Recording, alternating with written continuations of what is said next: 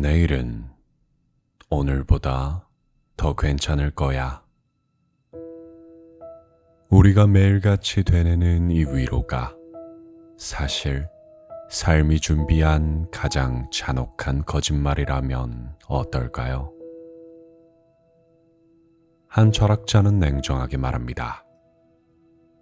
현실은 언제나 우리의 기대를 배신하며 내일은 오늘보다 더 복잡하고 나쁠 것이라고 말이죠. 근거 없는 낙관주의와 희망이라는 환상에 매달릴수록 우리는 매번 같은 자리에서 절망하게 됩니다. 하지만 그 지독한 고통을 냉정하게 마주하는 순간 당신은 비로소 깨닫게 될 것입니다. 고통이 전혀 없는 삶이야말로 오히려 더 큰 불행이라는 사실을요.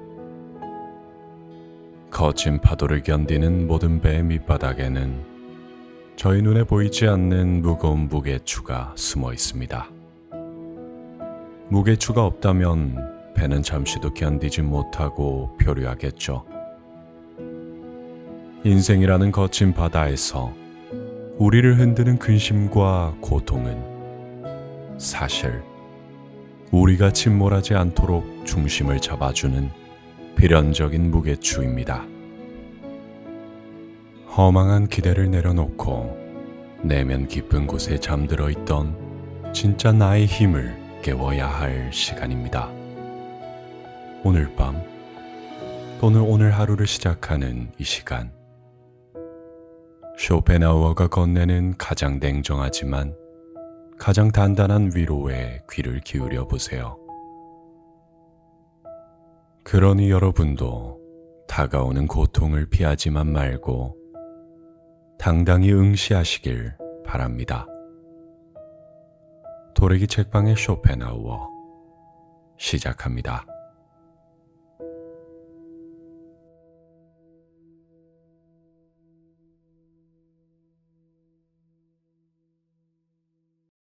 고통 없는 삶은 오히려 더 큰 불행이다. 거친 망망대해를 항해하는 선박의 밑에는 아주 무거운 돌이나 쇠가 들어있다. 선박이 항해할 때 무게중심을 잡아 안정적으로 항로를 유지할 수 있도록 도와주는 것이다. 사람들의 눈에 무게추가 보이진 않지만 모든 선박에는 반드시 무게추가 있다. 무게추가 없다면 선박은 잠시도 거친 파도를 견디지 못한다. 파도나 강풍 같은 외부 충격에 쉽게 배가 흔들리고 방향을 잃어 표류할 가능성이 높아진다. 인간도 마찬가지다. 인간의 삶은 망망대해를 항해하는 것보다 더 거칠다. 그런 인간의 삶에 무게추 없이 가볍기만 하다면 흔들리고 표류할 것이다. 인간의 삶에서 무게추는 근심과 고통이다. 어느 정도의 근심과 고통은 인간에게 반드시 필요하다. 사람들은 흔히 근심과 고통을 피하려 한다. 대부분은 문제없는 삶이 가장 행복한 삶이라고 믿는다. 이만큼 잘못된 생각이 없다. 문제와 고통이 전혀 없는 삶이란 존재하지도 않을 뿐더러 설령 가능하더라도 결코 좋은 결과를 가져오지 못한다. 삶이 너무나 평탄하면 인간은 권태에 빠진다. 권태는 곧 내면의 무력감과 공허함을 가져온다. 아무것도 하지 않고 가만히 누워만 있으면 좀이 쑤시는 게 인간이다. 삶이 평온하면 인간은 성장을 멈춘다. 아무런 문제도 없이 쉽게 얻은 성취는 만족감을 선사하지 않는다. 반면 힘겹게 싸우고 노력하여 얻어낸 결과는 훨씬 큰 가치를 안겨준다. 인간은 삶의 역경을 통해서만 진정한 의미와 가치를 발견할 수 있다. 고통이 삶을 덮치면 누구나 긴장한다. 평소에 괜찮다고 여기던 것들에도 주의를 기울인다. 이는 우리가 현실을 더욱 명확히 바라보고 삶의 방향을 똑바로 유지하게 한다. 문제를 겪지 않은 사람은 작은 어려움에도 쉽게 흔들린다. 문제를 해결해 본 적이 없기 때문에 삶의 시련 앞에서 자주 패배할 것이다.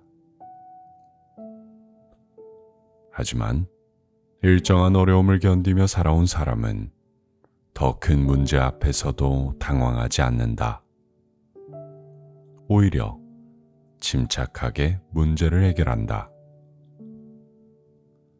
내면의 강인함이 키워지는 것은 문제와 고통을 통해서다. 마치 대장장이가 불꽃 아래서 수차례 달구고 망치질을 해야 날카로운 칼이 만들어지듯 인간의 정신 또한 삶의 어려움을 통해 단련된다.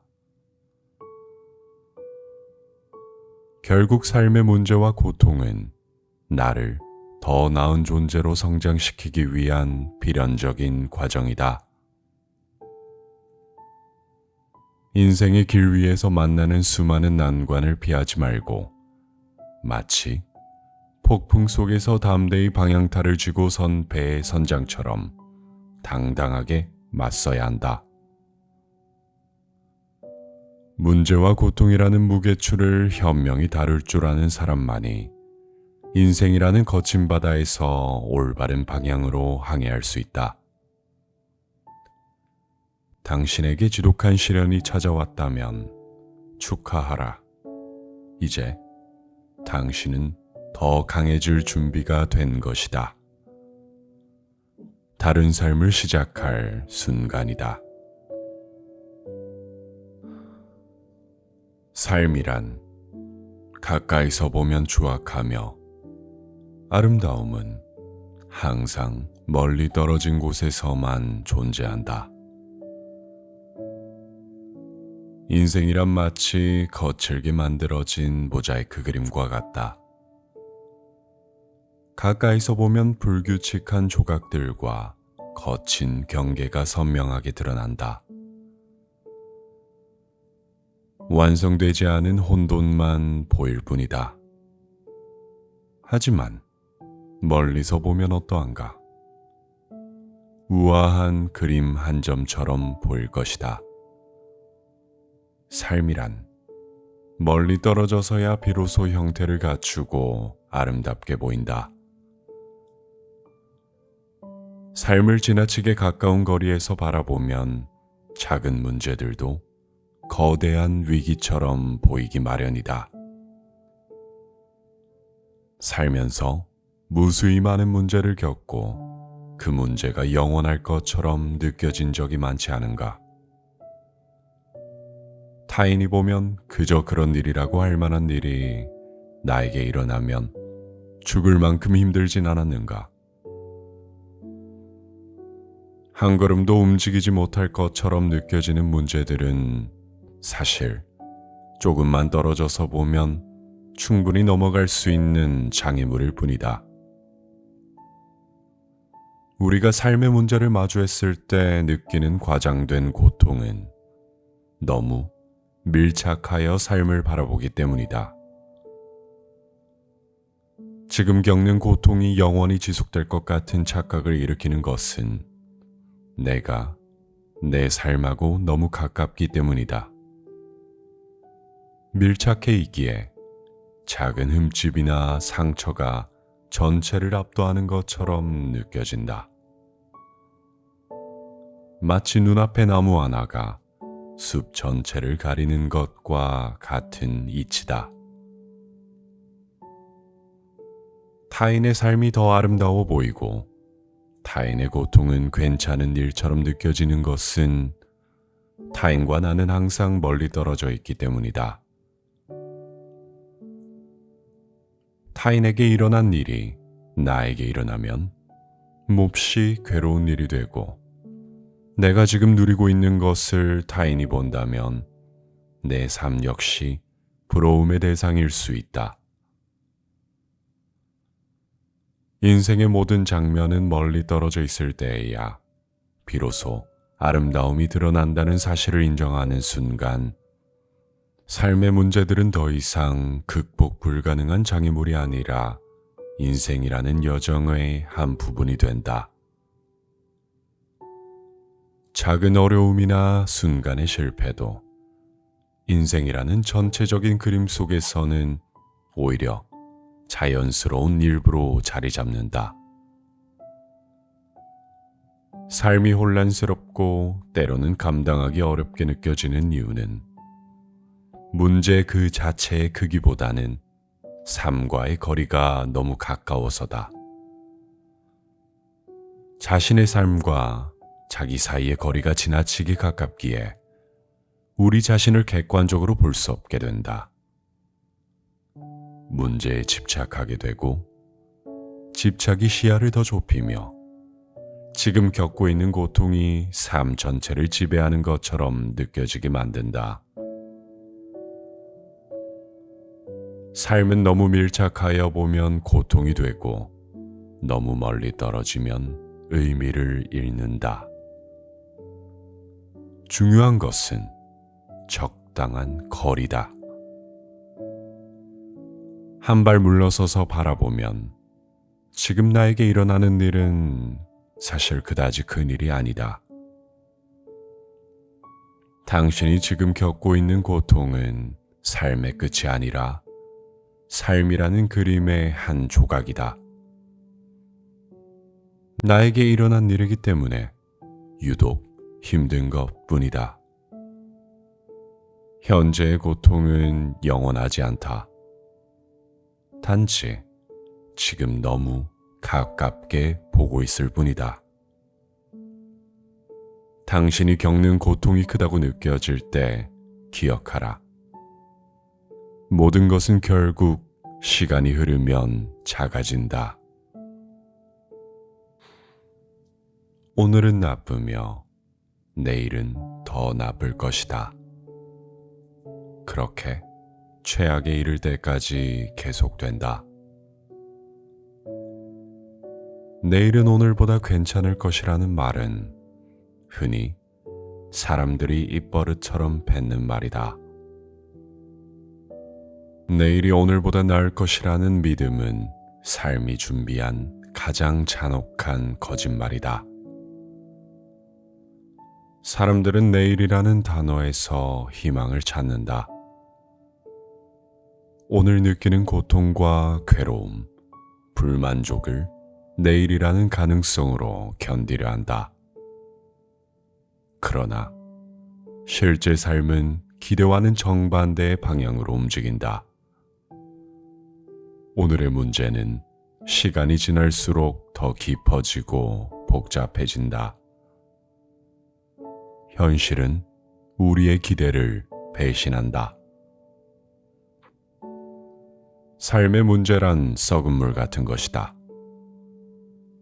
한번 썩은 물은 내일이 된다고 해서 맑아지지 않는다. 하루만큼의 악취만 늘어날 뿐이다. 비단 오늘의 문제뿐이겠는가? 시간이 흐를수록 젊음은 사라지고 늙음과 쇠약함이 찾아온다. 건강했던 몸은 질병과 고통에 굴복하고 꿈과 희망은 좌절로 치닫는다. 삶이 흐르는 동안 인간은 수많은 상실과 슬픔, 좌절을 겪으며 처음부터 우리에게 보장됐을 거라 생각한 행복과는 완전히 다른 방향으로 흘러간다. 기대란 늘 현실과 동떨어져 있다. 인간이 머릿속으로 그려낸 미래는 결코 현실로 나타나지 않는다. 인간이 머릿속으로 그려낸 미래는 결코 현실로 나타나지 않는다. 오히려 현실은 기대했던 것보다 훨씬 더 나쁜 결과를 가져다 주는 경우가 많다. 기대에 덫에 걸려 늘 같은 곳에서 절망한다. 그런데도 인간은 왜 매번 같은 실수를 반복할까? 그것은 바로 희망이라는 것이 인간의 본성에 깊이 뿌리 박혀 있기 때문이다. 인간은 현재의 어려움과 고통을 견디기 위해 끊임없이 희망이라는 환상에 매달린다. 내일은 더 좋을 것이라는 착각 속에서 살다가 내일이 찾아오면 다시 새로운 환상에 빠져든다. 오늘은 나쁘며 내일은 더 나쁠 것이라고 생각하는 건 비관론자가 되라는 뜻이 아니다. 삶이 본질적으로 악화될 수밖에 없다는 사실을 냉철하게 인정하고 받아들이는 것이다. 냉정하게 받아들여야만 최악의 상황을 예상할 수 있기 때문이다. 더는 허망한 기대에 매달리지 않고 현실적인 대처와 인내의 힘을 키워갈 수 있다. 삶은 언제나 뜻밖의 위험과 난관을 준비한다. 경계를 늦추고 희망에만 기대 살게 되면 예상치 못한 위기에 직면할 수밖에 없다. 희망이 삶의 전부가 되어서는 안 된다.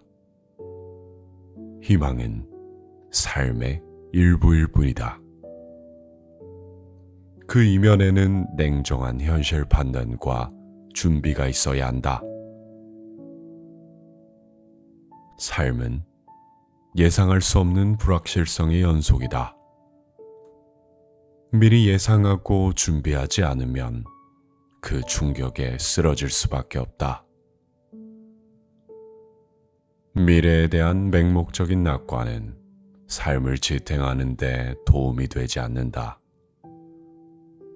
희망은 달콤하고 현실은 냉철해 보인다. 하지만 언제나 달콤한 것이 문제가 된다. 내일을 방어적으로 바라보고 대비할 때 삶의 함정과 불행을 피할 수 있다.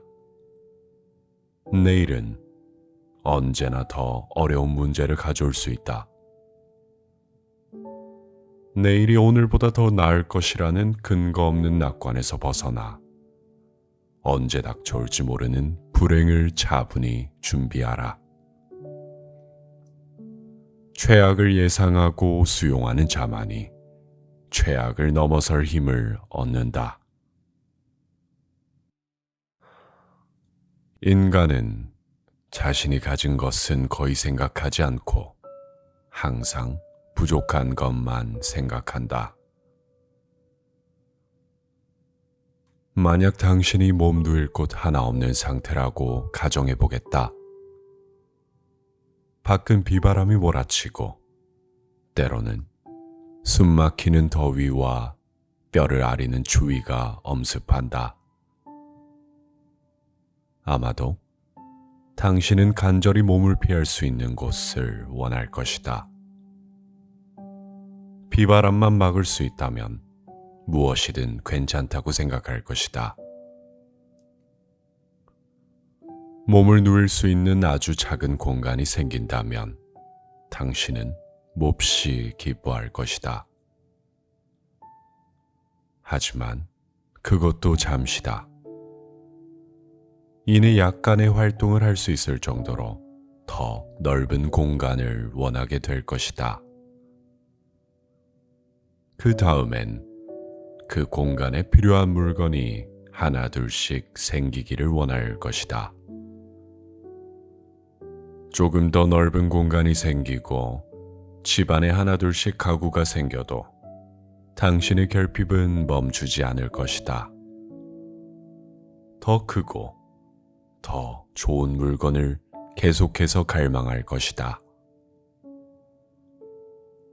이미 가진 행복은 눈에 보이지 않으며 오직 부족한 것만이 시선을 사로잡기 때문이다. 이미 가진 행복은 눈에 보이지 않으며 오직 부족한 것만이 시선을 사로잡기 때문이다.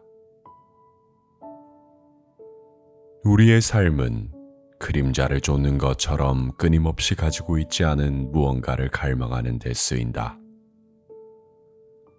행복은 내 손이 닿지 않는 곳에 있다고 믿는다. 이런 본성은 인간의 영원한 비극이자 피할 수 없는 욕망의 본질이다.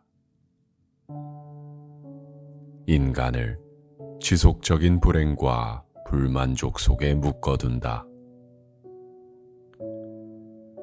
자신이 원하는 것을 얻으면 완벽한 행복에 도달할 수 있다고 믿지만 막상 그것을 손에 넣는 순간 매력이 사라진다. 그 즉시 새로운 목표와 다른 행복을 찾으며 다시 끝없는 결핍의 굴레에 빠진다. 마치 끝없이 수평선에 닿으려 하는 항해자와 같다. 다가갈수록 목표는 멀어지며 결코 닿지 않는 환상일 뿐이다. 가장 큰 비극은 이미 가진 행복을 알아채지 못하고 끝없이 다른 행복만을 갈망하는 것이다. 무언가 부족한 것이 아니라 만족하는 법을 잊었을 뿐이다.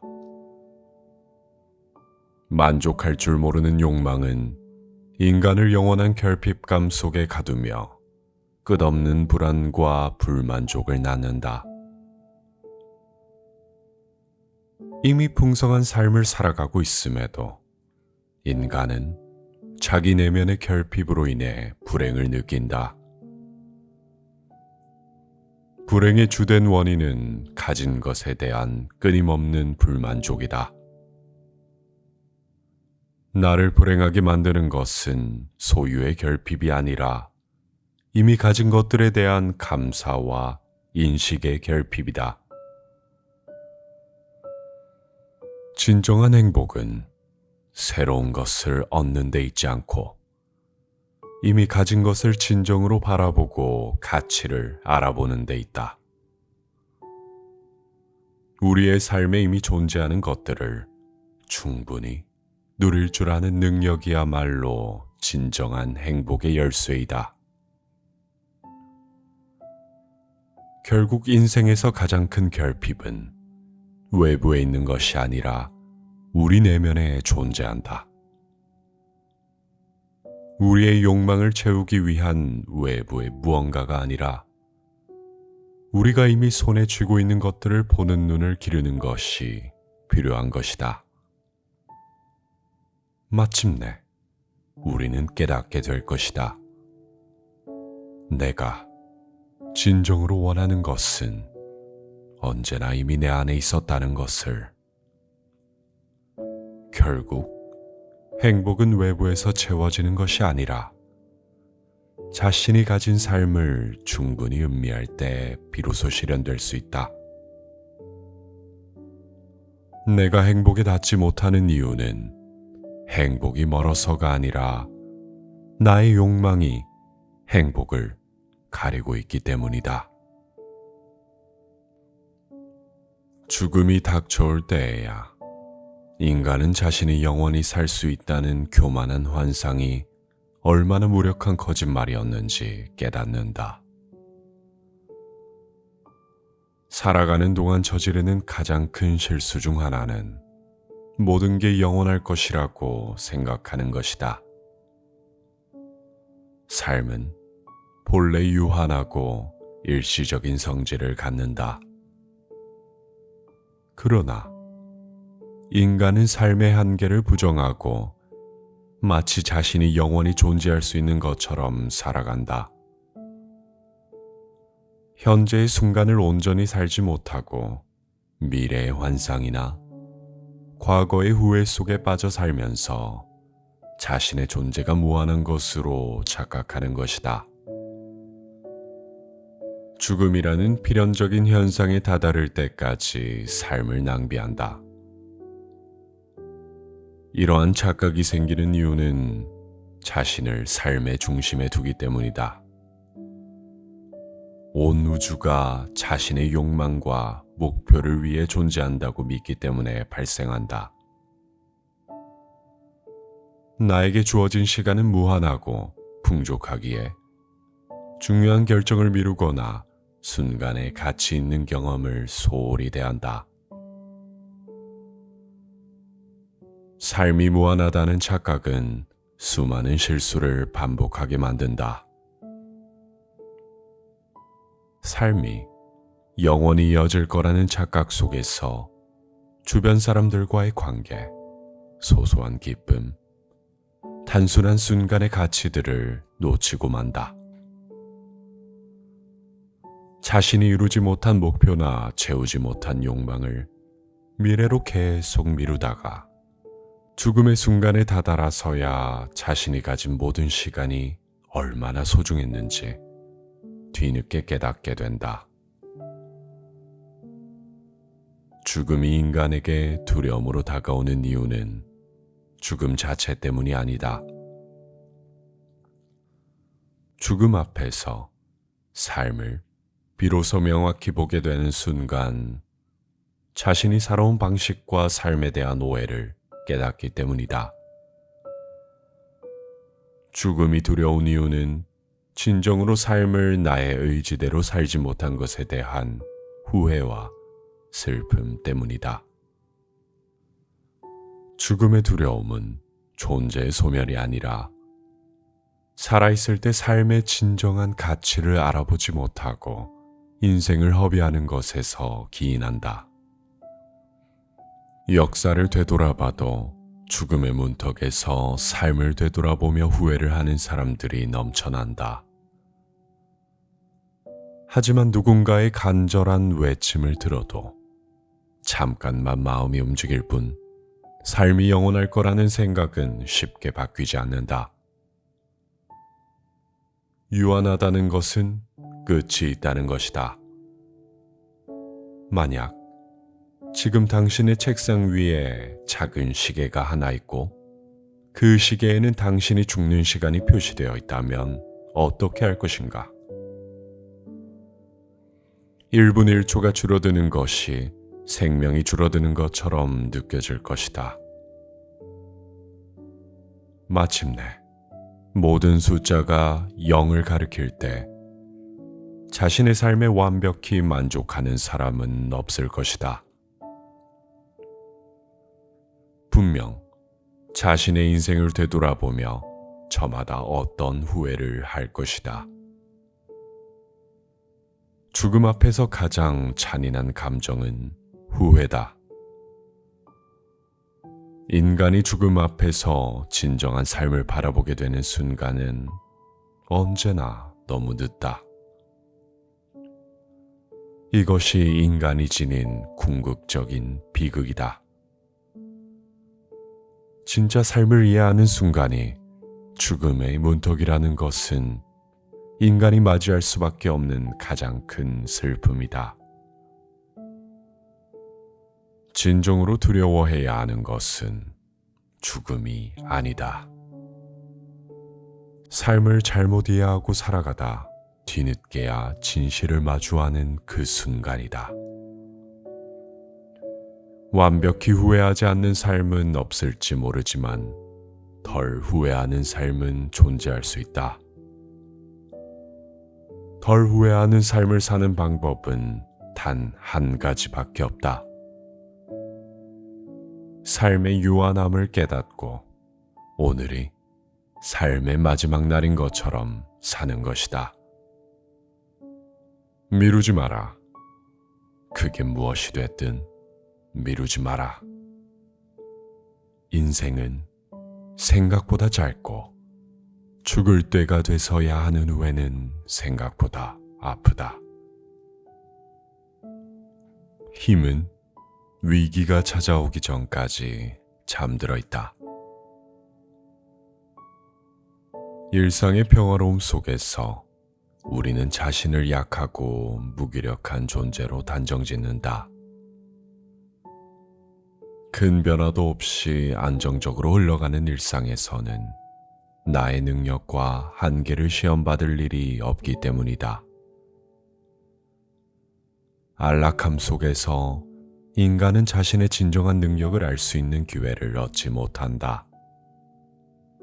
그러나 삶은 결코 영원한 안락만을 허용하지 않는다. 예기치 않은 위기와 극심한 고통이 찾아온다.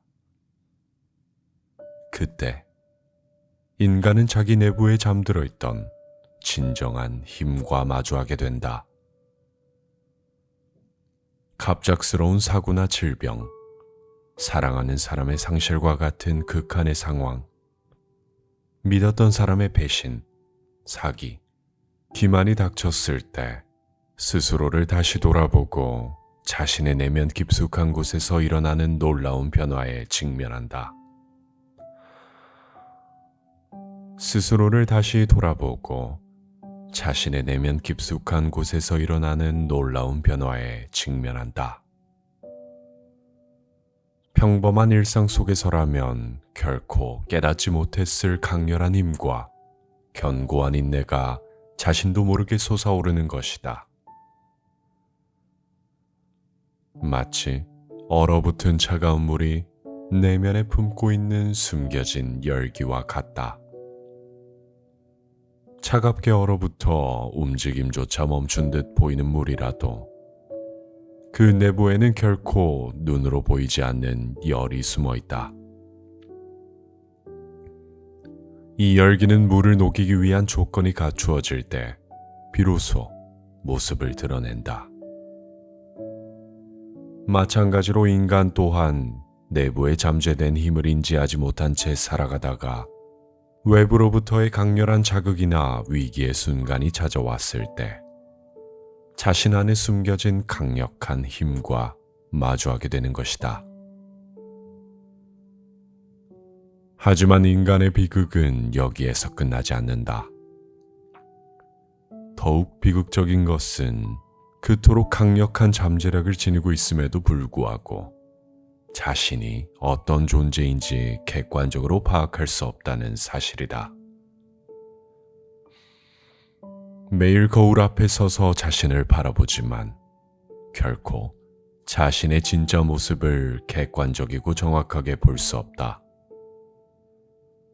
거울에 비친 얼굴은 언제나 주관적 시선과 자기에 의해 왜곡되어 보이는 것처럼 인간은 진짜 자신의 힘을 제대로 마주할 수 없는 존재다. 너 자신을 알라는 고대의 명제는 인간의 이러한 숙명적 한계 때문에 실천이 불가능한 요구일 수밖에 없다. 평생 자기 자신을 가장 잘 아는 사람이라 착각하며 살아가지만 사실 자기 자신에 대해서는 가장 무지하다. 자기 자신을 객관적으로 볼 수 없기에 스스로 가진 진정한 힘과 가능성조차 끝없이 과소평가하며 살아간다. 삶이 당신에게 위기와 고통을 안겨주는 것은 단순히 괴롭히기 위한 잔인한 장난이 아니다. 바로 당신 안에 잠들어 있는 힘과 가능성을 깨우기 위한 필연적인 계기다. 위기와 고통을 외면하지 마라. 두려워하지도 마라. 당신이 마주한 모든 어려움은 숨겨져 있던 강력한 자신을 드러내기 위한 삶의 초대장이다. 당신이 마주한 모든 어려움은 숨겨져 있던 강력한 자신을 드러내기 위한 삶의 초대장이다. 당신에게 닥친 가장 큰 위기는 오랫동안 잠들어 있던 진짜 자기 자신을 만나게 될 소중한 순간이다. 힘은 위기가 찾아오기 전까지 잠들어 있다. 내면의 충만함은 외부의 자극이 필요 없다. 혼자 있을 때 웃는 사람이 진정 자유로운 사람이다. 인간은 본질적으로 내면이 텅 비어 있다. 이 말은 우리가 자신의 내면을 채우지 못하고 있기에 늘 외부에서 어떤 활동을 찾으려 한다는 뜻이다. 그래서 사람들은 쉬지 않고 끊임없이 어딘가로 향하고 누군가를 만나고 무엇이든지 새로운 일을 하려고 애쓴다. 바쁘게 움직이는 것 자체가 내면의 공허를 메우기 위한 무의식적인 노력인 셈이다.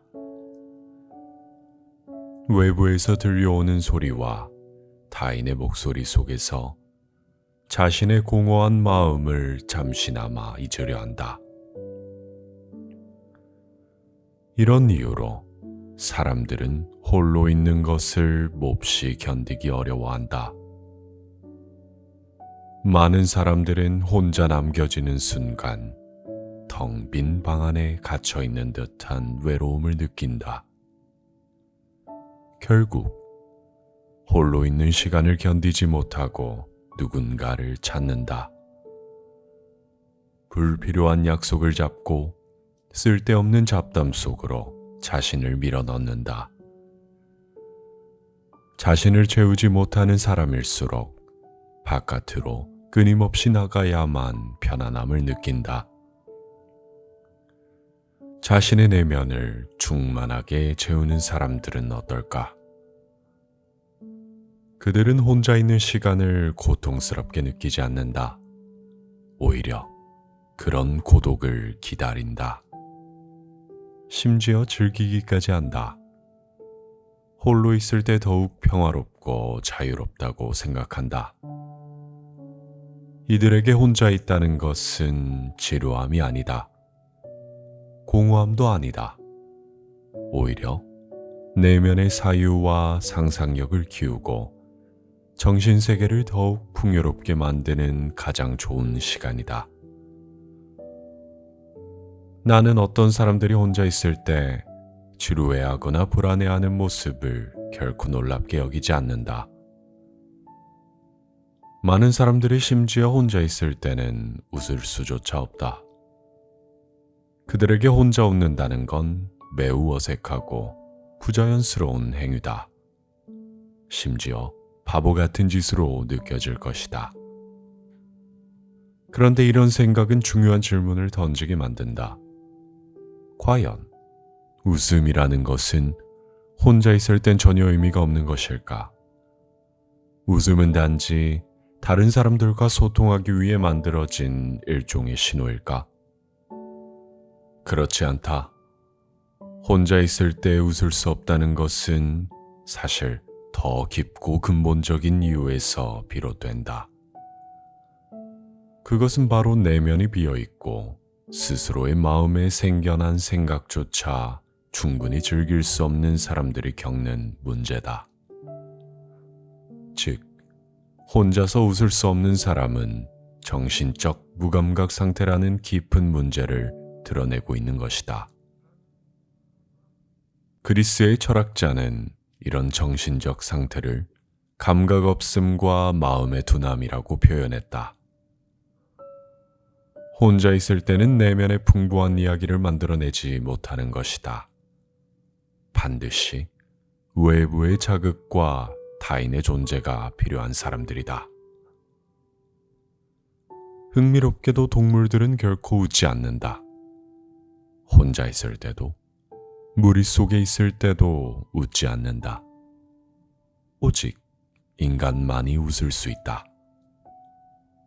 이 웃음이라는 특별한 능력을 타인의 존재에만 의존한다면 인간이 본래 가진 특별한 능력을 제대로 이해하지 못하는 것이다. 진정한 웃음은 타인이 없기에 더 진실하고 자연스럽게 흘러나올 수 있는 것이어야 한다. 한 사람이 거리를 걷다가 혼자서 웃고 있는 철학자를 보고 물었다. 왜 웃고 있습니까? 아무도 없지 않습니까? 그러자 철학자는 이렇게 답했다. 아무도 없기 때문에 웃고 있는 것입니다.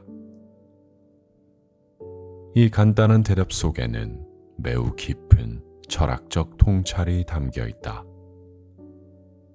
혼자 있을 때 웃을 수 있다는 것은 내면이 풍요롭고 충만한 상태라는 뜻이다. 스스로의 존재만으로도 충분히 즐겁다는 것을 의미한다. 타인이 없을 때조차 웃음을 지을 수 있는 사람은 외부의 활동에 매달리지 않고도 스스로를 충족할 수 있는 진정한 자유를 가진 사람이다. 이들이야말로 내면의 진정한 힘과 풍부함을 가진 사람들이다. 진정으로 자신의 내면이 풍요로운 사람은 혼자서도 웃을 수 있다. 그는 아무도 없는 고독 속에서조차 외로움을 느끼지 않고 스스로 만들어낸 생각만으로도 충분히 행복을 느낀다. 이것이야말로 우리가 지향해야 하는 가장 높은 수준의 정신적 자유이자 삶의 풍요다. 혼자 있을 때도 웃는다는 것은 혼자 있어도 행복한 사람이라는 뜻이다. 자신의 결점을 인정하는 것이 위대함의 징표다. 사람을 정확하게 보는 방법은 그 사람이 자신의 약점을 어떻게 다루는지를 보는 것이다. 어떤 사람은 실수하거나 약점을 드러내도 크게 신경 쓰지 않고 오히려 당당하게 그것을 보여준다. 그들은 자신의 부족한 점이나 결점이 자신이 가진 장점과 서로 긴밀하게 연결되어 있다고 생각하기 때문이다. 부족한 점이 있는 그대로 드러나도 이미 충분한 대가를 치르고 얻은 자연스러운 흔적처럼 여긴다. 오히려 그것을 통해 자신을 더 진솔하게 보여줄 수 있다고 생각한다. 어떤 사람들은 자신을 완벽하고 흠잡을 데 없는 사람으로 보이고 싶어 한다. 그래서 그들은 아주 작은 사소한 약점이나 실수조차도 철저하게 감춘다. 약점이 드러날까봐 극도로 긴장하고 예민하게 반응한다. 어떤 사람들은 단 한 번의 실수나 결점만으로도 자신의 평판이 완전히 무너질 수 있다고 믿기 때문이다. 또한 흔히 말하는 겸손이라는 태도도 모든 사람에게 똑같은 의미를 가지지 않는다. 어떤 사람에게 겸손은 그저 솔직하고 정직한 태도일 뿐이다. 하지만 자신을 충분히 잘 알고 자기 능력에 대해 확신이 있는 사람들에게 지나친 겸손은 오히려 위선일 수 있다. 자신이 가진 능력을 있는 그대로 인정하고 솔직하게 자신감을 표현하는 것이 더 진실한 태도일 수 있다. 중요한 것은 결점이나 실수를 얼마나 가지고 있느냐가 아니다. 그것을 어떻게 바라보느냐, 어떻게 다루느냐 하는 바로 그 태도다. 완벽한 사람이 되려고 스스로를 억압하는 것보다 자신을 있는 그대로 인정하고 당당히 드러내는 것이 더 건강한 자기 태도다.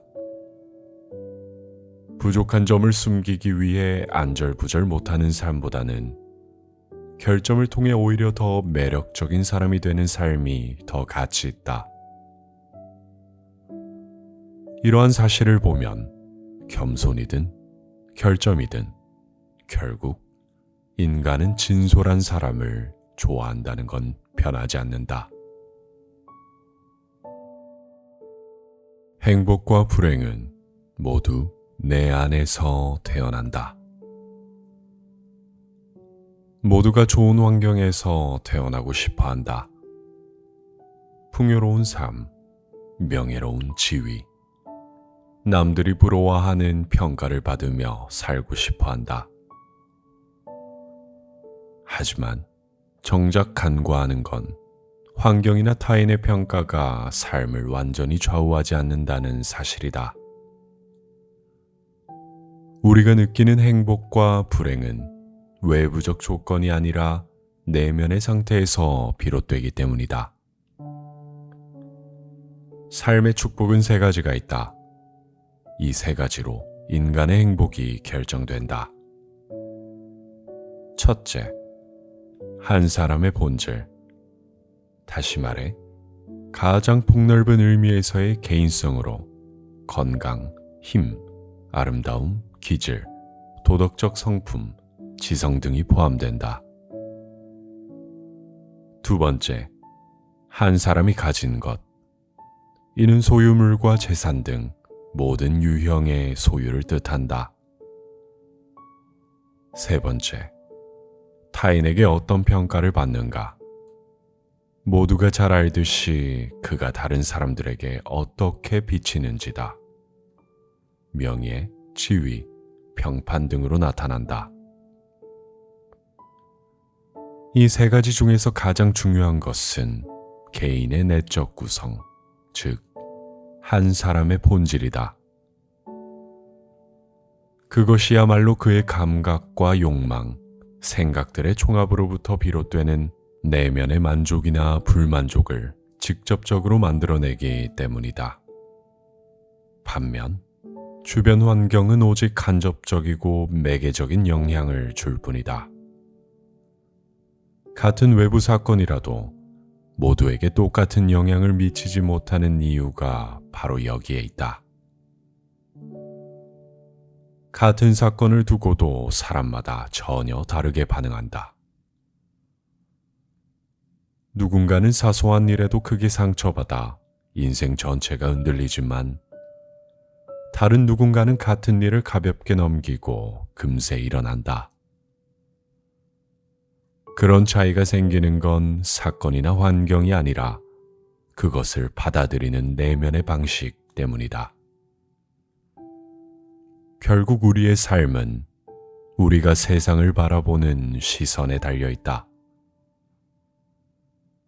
인생이 행복하고 풍요롭게 느껴질지, 메마르고 괴롭게 느껴질지는 모두 내가 세상을 어떻게 바라보느냐에 따라 달린 문제다.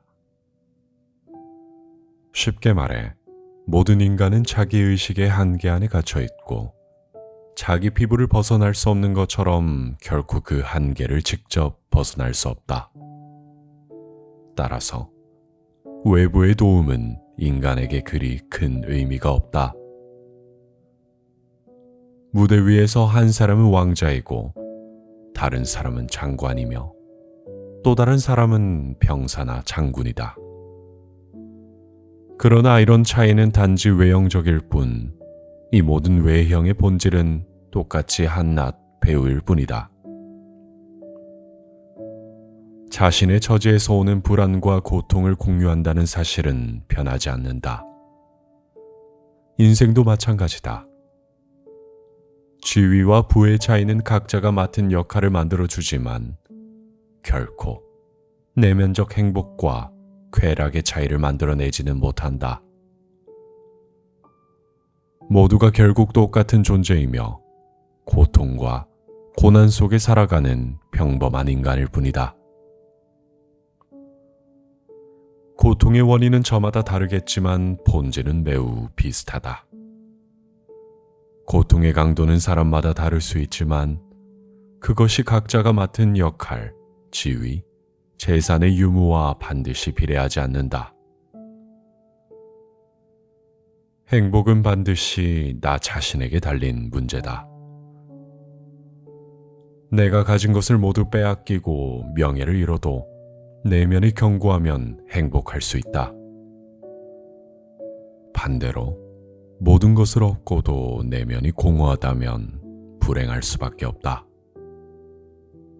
결국 행복은 우리가 바라보는 마음의 눈에서 결정된다. 내면의 깊이와 성숙함이 있다면 어떤 환경 속에서도 행복을 발견할 수 있고, 내면이 빈약하면 아무리 좋은 환경에서도 불행만을 볼 뿐이다. 그러니 행복하고자 한다면 환경과 조건을 바꾸려는 노력을 멈추고 내면의 상태를 바꾸려는 노력을 시작해야 한다. 인생의 질은 결국 우리가 누구인지, 우리의 내면이 어떤 상태인지에 달렸다. 세상이 우리에게 행복을 주지 않는다. 우리가 스스로에게 행복을 주는 것이다. 결국 삶의 행복은 언제나 우리 자신으로부터 시작되고 우리 자신 안에서 완성된다. 행복은 결국 제자리를 찾는 것이다. 자신에게 맞지 않는 옷은 결코 편안할 수 없다. 모든 사람은 행복해지길 원한다. 이를 위해 부와 명예, 좋은 환경 같은 외부적인 요소를 쫓는다. 그러나 그렇게 열심히 달려온 끝에 막상 그 모든 것을 얻었음에도 행복하지 않은 사람들이 많다. 왜 그럴까? 이유는 간단하다. 노력해서 얻은 것들이 자기 자신과는 맞지 않기 때문이다. 행복한 삶에 대한 대부분의 기준은 타인의 기준이다. 진정한 행복은 타인의 기준에 맞추거나 세상이 좋다고 말하는 기준에 맞출 때 찾아오지 않는다. 오직 자기 본연의 특성과 능력을 가장 잘 살리는 삶을 살 때 비로소 나타난다. 우리는 때로 자신을 속인다. 모두가 원하는 일, 사회적으로 인정받는 일을 하면 반드시 행복할 것이라 믿는다. 하지만 세상이 제 아무리 찬사를 보내도 그것이 자신의 본성에 맞지 않는다면 결국엔 허무와 불만족만 남게 된다. 근본적으로 자기 자신과 맞지 않는 삶은 행복할 수 없다. 이것은 마치 헤라클레스 같은 강력한 힘을 타고난 사람이 억지로 섬세한 세공 작업이나 정신적 업무를 하며 살아가는 것과 같다. 이런 삶은 불편을 넘어 불행으로 이어질 수밖에 없다. 반대로 뛰어난 지적 능력을 가진 사람이 자신의 재능을 펼치지 못한 채 단순한 육체 노동이나 자신과 맞지 않는 업무를 하게 되면 그 불행은 훨씬 더 심각해진다. 자기 안의 능력을 표현하지 못하는 고통은 어떤 어려운 환경보다 더 큰 괴로움을 준다. 삶에서 무엇보다 중요한 것은 자신이 지닌 본연의 능력과 기질을 가장 잘 발휘할 수 있는 자리를 찾는 것이다. 이를 위해 가장 먼저 필요한 건 스스로에 대한 명확한 이해다. 우리는 자신의 능력을 과소평가하거나 때로는 과대평가하기도 한다. 특히 젊을 때는 쉽게 오만해져 자신에게 맞지 않는 자리를 탐하게 될 수 있다. 그러나 진정한 현명함은 내가 누구인지, 어떤 능력을 지녔는지 정확히 이해하고 인정하는 데서 출발한다. 그것이야말로 자신에게 가장 잘 맞는 삶의 방식을 찾기 위한 필수 조건이다. 이런 점에서 개인의 내면적 자질은 외부적 소유나 평판보다 비교할 수 없을 만큼 중요하다. 우리는 흔히 재산과 명예를 추구하느라 자신이 가진 고유한 능력과 성격을 돌보는 일을 소홀히 하곤 한다. 하지만 아무리 재산이 많고 사회적으로 인정받아도 그것이 내 본성과 맞지 않는다면 결국엔 불행으로 귀결된다. 이와 반대로 자신에게 꼭 맞는 삶을 선택한 사람은 외부적 소유가 조금 부족하더라도 그 안에서 풍요로운 행복을 느낄 수 있다. 그러므로 우리가 진정 추구해야 하는 삶은 세상이 정해준 기준이 아닌 오직 자기 자신에게 맞는 삶이다. 타인의 삶을 흉내내거나 다른 사람의 길을 따라가려 하면 할수록 진짜 행복에서는 점점 멀어지게 된다. 세상이 제 아무리 화려한 유혹을 해도 내 안의 본성과 맞지 않는 것이라면 그것은 과감히 내려놓아야 한다. 결국 행복해지고자 한다면 스스로의 내면에 귀 기울여야 한다. 내 안에 있는 강점과 약점을 솔직히 바라보고 자신이 가진 능력을 최대로 발휘할 수 있는 자리를 선택해야 한다. 그것이 가장 현명하고도 확실한 행복의 길이다. 행복은 언제나 자기다운 삶을 살아가는 사람의 곁에 찾아온다. 행복이란 결국 내가 있어야 할 자리에 서는 것이다. 모든 삶은 스스로 내린 결정의 종합이다. 내 인생은 내가 무엇을 원했는지를 보여주는 거울이다. 지금 당신의 모습이 마음에 드는가? 지금 당신은 어떤 삶을 살고 있는가? 그저 흘러가는 대로 살아왔기에 불만족하다고 대답할 것인가? 모든 인간은 스스로 정한 바로 그 사람이 된다. 단지 우연히 지금의 삶을 사는 것이 아니다. 내가 되기로 결단한 의지의 결과로 지금의 모습인 것이다. 외부 환경이나 운명을 탓하며 자신의 상황을 비난하는 사람들이 있다. 그러나 엄밀히 말하자면 모든 상황은 결국 내가 선택한 내적 결정과 의지의 표현이다. 인간은 스스로 의도하지 않은 것들을 결코 삶의 본질로 삼지 않는다.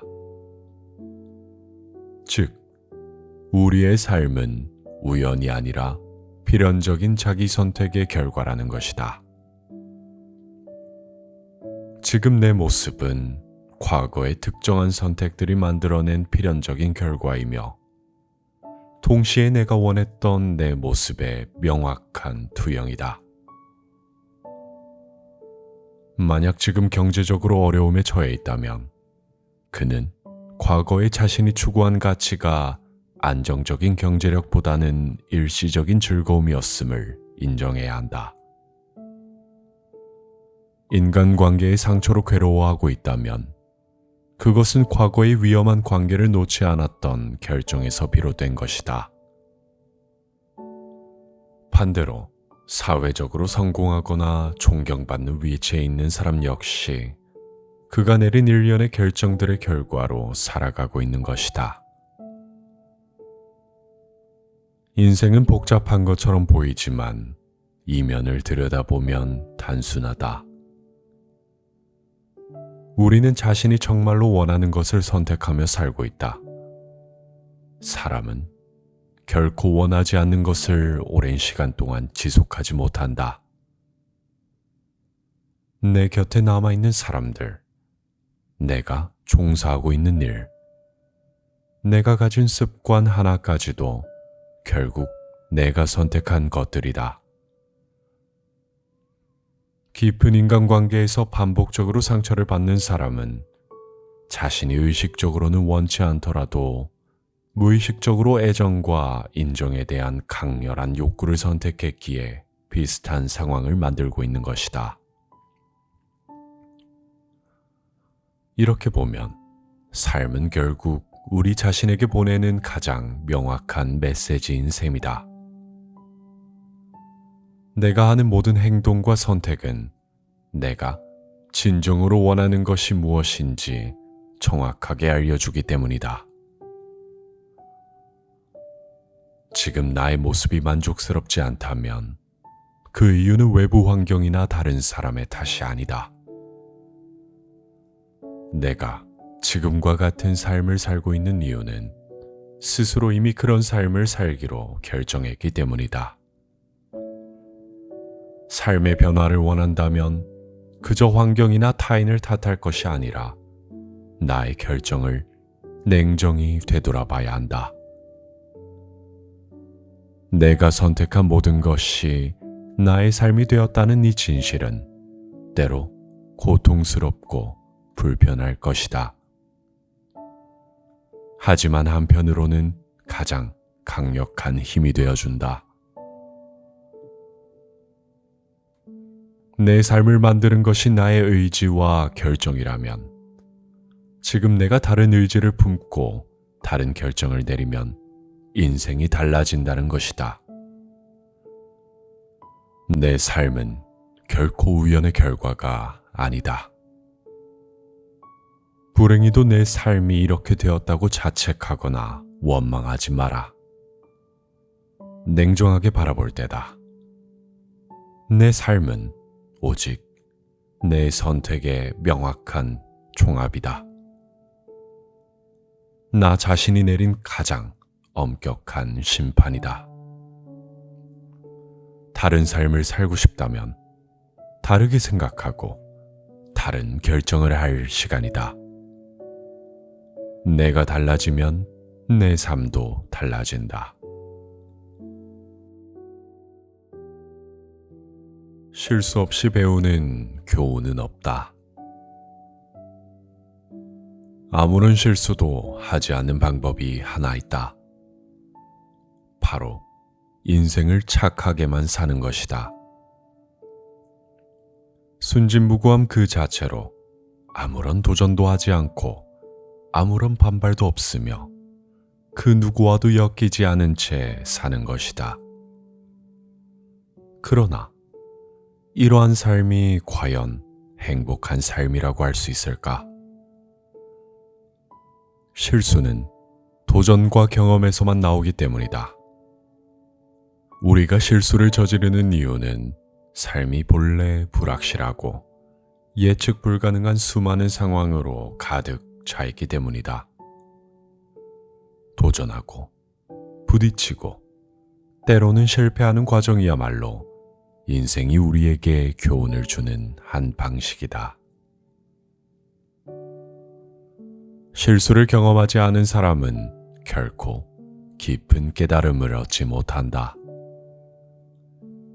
책에서 읽은 수많은 조언과 주변 사람의 충고가 마음에 닿을 수는 있다. 허나 진심으로 인간이 깨닫고 바뀌는 것은 자신이 경험했을 때다. 타인에게 무조건 잘해주는 행동은 결국 이용당한다는 교훈은 이용당해본 경험이 있어야만 얻을 수 있다. 신중히 판단하지 않고 무조건적인 신뢰를 주었다가 배신을 경험하고 나서야 타인을 신뢰할 때 신중함이 필요하다는 것을 알게 된다. 순간의 분노나 감정에 휩싸여 상대방에게 상처를 준 후에야 말을 하기 전에 먼저 생각하고 신중히 말하는 것의 가치를 알게 된다. 착하게만 살며 실수를 회피하는 것은 자신이 가진 가능성의 대부분을 놓치는 것이다. 완벽하고 안전한 길을 선택하면 그 길 끝에는 아무런 깨달음도 없다. 성장도 없다. 삶의 의미란 완벽하게 계획된 길 위가 아니라 때로는 길을 잃고 헤매며 발견하는 교훈 속에 있다. 실수와 실패는 나를 더 나은 존재로 만들어주는 소중한 기회다. 그러니 두려워 말고 마음껏 실수하라. 실수가 없다면 당신의 인생은 아무런 흔적도 남지 않는다. 실수 없이 배우는 교훈은 없다. 인간을 불행으로 몰아넣는 진짜 원인은 지루함과 고독이다. 행복이란 인간이 궁극적으로 추구하는 상태다. 사람들은 행복의 반대가 불행이라고 쉽게 결론 짓지만 더 본질적으로 말하자면 행복의 가장 큰 적은 바로 지루함과 고독이다. 이 둘은 겉보기엔 다르게 보이지만 근본적으로 같은 원천에서 비롯된 인간 내면의 빈곤이다. 지루함은 단지 할 일이 없거나 시간이 무료하게 흐르는 상태를 넘어 인생의 의미 자체가 희미해지고 사라지는 상태다. 지루함 속에서 인간은 자신의 존재가 무가치하다고 느끼고 삶의 목적과 이유를 잃어버린다. 지루한 삶은 스스로와의 소통마저 끊어진 채 표류하는 영혼과 같다. 결국 지루함은 행복을 위한 가장 기초적인 내면의 연결을 단절시킨다. 고독 또한 많은 사람들이 두려워하는 감정이다. 인간은 본질적으로 사회적 존재이기에 혼자 있으면 불안해진다. 때로는 극심한 공포마저 느낀다. 고독은 타인과의 연결이 단절된 상태를 의미하는데 많은 사람들이 이런 단절을 견디지 못하고 타인과의 비상적인 관계 속으로 도망친다. 그러나 비상적인 관계는 결코 진정한 행복을 주지 못하며 오히려 내면의 공허를 깊게 할 뿐이다. 인간이 행복하지 못한 가장 큰 이유 중 하나는 바로 이러한 고독과 지루함에 대한 내면적 취약성 때문이다. 행복한 사람은 타인 없이도 자신과 충만한 관계를 맺고 무료함 없이 자기 내면의 세계를 즐길 줄 안다. 고독 속에서 자신과 깊은 대화를 나눌 줄 아는 사람은 결코 외롭지 않다. 지루함 없이 스스로의 내면을 탐험하는 사람은 결코 삶이 무료하지 않기 때문이다. 그러나 많은 사람들은 홀로 있으면 곧바로 자신과의 연결을 놓쳐버린다. 온갖 자극에 의존하며 무료한 시간을 메우려 안간힘을 쓴다. 혼자 남겨졌을 때 자신의 내면에서 어떠한 의미도 찾지 못하는 사람은 곧 지루함과 고독의 희생자가 된다. 이들은 결국 자기 자신을 견디지 못하고 타인의 시선과 평가에만 매달리며 허무한 삶을 반복한다. 지루함과 고독이 행복을 가장 강력하게 위협하는 이유는 이 두 가지가 바로 자기 자신과의 관계를 단절시키기 때문이다. 타인과의 관계가 아니라 자신과의 관계가 가장 본질적인 행복의 토대다. 자신과 연결되지 못하는 사람은 외부의 어떠한 관계에서도 결코 진정한 행복을 얻지 못한다. 내가 나와 연결되지 않았는데 어떻게 타인과 연결되고 세상과 연결되겠는가? 행복한 사람은 고독과 지루함을 회피하지 않는다. 지루함과 고독을 견디지 못하는 자는 평생 진정한 행복을 경험하지 못한다. 행복이란 고독과 지루함 사이에서 자신을 발견할 줄 아는 용기이며 내면의 세계에서 진정한 만족을 찾는 능력이다. 행복한 사람은 지루함 속에서 의미를 찾는다. 행복한 사람은 고독 속에서 자신을 발견한다. 고독과 지루함을 견디지 못하는 건 앞으로의 인생을 불행하게 살겠다는 선언과도 같다. 삶은 이미 충분히 고통스러운데 왜 자신마저도 속이며 살아가려 하는가? 고대의 사람들은 자신이 원하는 바를 공개적으로 표현했다. 그리고는 그 본능에 따라 행동했다. 그들은 자신의 욕망이나 삶에 대한 열망을 감추지 않고 오히려 적극적으로 세상에 드러냈다. 반면 현대인은 표면적으로는 도덕적 규범과 사회적 가치를 존중하는 척하면서도 내면에는 그 반대의 욕망을 품고 있다. 사람들은 겉과 속이 다른 위선적인 삶을 살면서도 그것을 당연한 일처럼 받아들인다. 현대사회는 말과 행동의 괴리가 일상화된 세상이다. 이렇게 겉과 속이 다를 수밖에 없는 이유는 삶의 의지를 본질적으로 부정하는 윤리관 때문이다.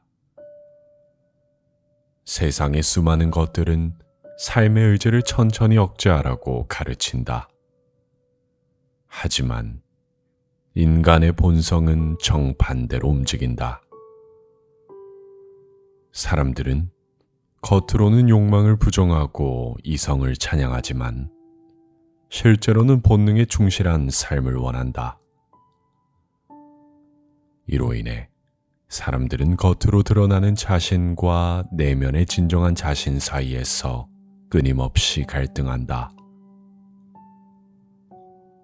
현대 사회는 고대보다 겉으로는 더 도덕적이고 세련되어 보인다. 그러나 그것은 철저한 가면이다. 허상이다. 사람들은 더 자기 자신을 있는 그대로 드러내지 않고 오직 세상의 눈치를 보며 자신을 왜곡한다. 내면의 진실과 외면의 거짓 사이에서 끊임없이 모순된 삶을 살아가는 것이다. 현대인은 이제 가면을 벗고 진실한 자신과 마주해야 한다. 위선적인 삶이 가져오는 고통과 자기 소외에서 벗어나려면 용기가 필요하다. 세상에 속고 자신에게 거짓말하는 삶을 살기엔 우리의 인생이 너무 짧고 소중하다. 삶은 이미 충분히 고통스러운데 왜 자신마저도 속이며 살아가려 하는가?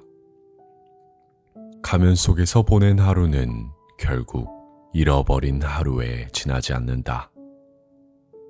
한 번쯤은 온전한 당신 자신으로 살아봐야 하지 않겠는가? 당신이 지금 가장 원하는 것은 무엇인가?